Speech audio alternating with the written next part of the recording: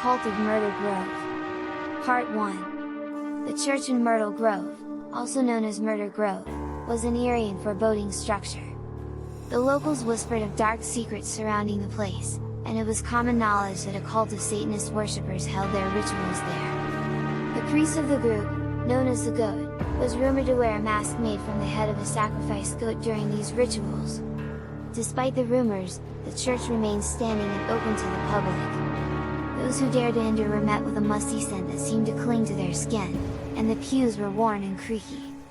The stained glass windows were dark and brooding, depicting scenes of violence and destruction. It wasn't until a group of teenagers stumbled upon the cult during one of their rituals that the true darkness of the church was revealed.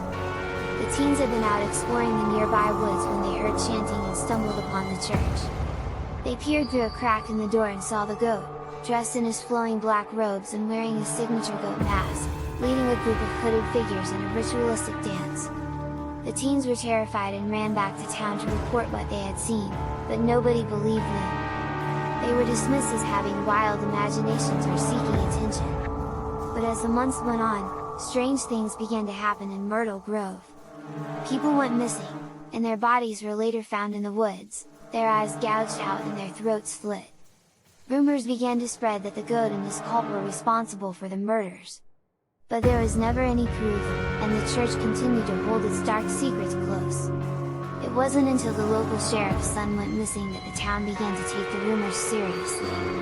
The sheriff himself led the investigation, determined to find his son and bring whoever was responsible to justice. He finally convinced the townspeople to help him storm the church and put an end to the cult's reign of terror. But as they approached the church, they heard chanting and saw the flicker of torches inside. The sheriff drew his gun and led the charge, but as they burst through the doors, they were met with an empty room. The cult had vanished, leaving behind nothing but the stench of decay and the memory of their atrocities. The town was left in shock, and the sheriff was never able to find his son or the cult responsible for his disappearance. To this day, the church in Myrtle Grove remains a dark and foreboding reminder of the horrors that can lurk just beneath the surface. And the legend of the goat and his cult lives on, leaving the townspeople to wonder if they will ever truly be saved from the darkness that still resides within Myrtle Grove. Part 2. The cult of Satanist worshippers that once occupied the church in Myrtle Grove had a dark and twisted goal. They sought to bring about the son of the devil, a demon child that would bring destruction and chaos to the world. To achieve their goal, the cult needed to find a child to sacrifice on the altar. They searched the nearby towns and villages, looking for the perfect victim. And when they found her, they dragged her screaming and kicking to the church, where they prepared to perform their gruesome ritual.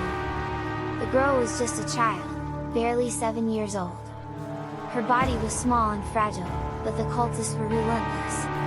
They tied her to the altar, her small body writhing and squirming as she struggled against her restraints.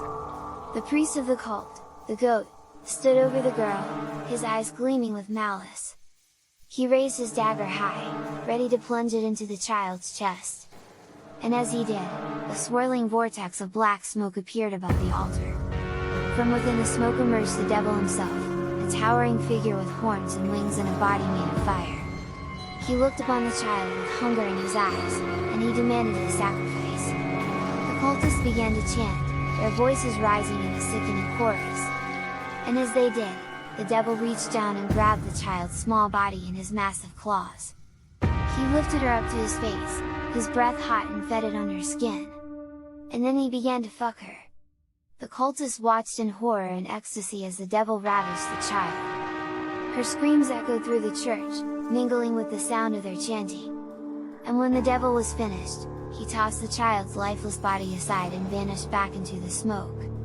The cultists were left in a state of frenzied ecstasy, their bodies writhing and convulsing as they basked in the glory of the devil's presence. They knew that their sacrifice had been accepted, and that the demon child would rise. But as they left the church, their minds clouded with lust and power, they couldn't help but wonder what horrors would be unleashed upon the world with the coming of the demon child. Would they be able to control it? Or would they be consumed by its darkness? The future was uncertain, but the cultists knew one thing for sure: they were ready for whatever came next. They were ready to bring about the end of the world. It's a hell of a dark world. next to Candy's bar.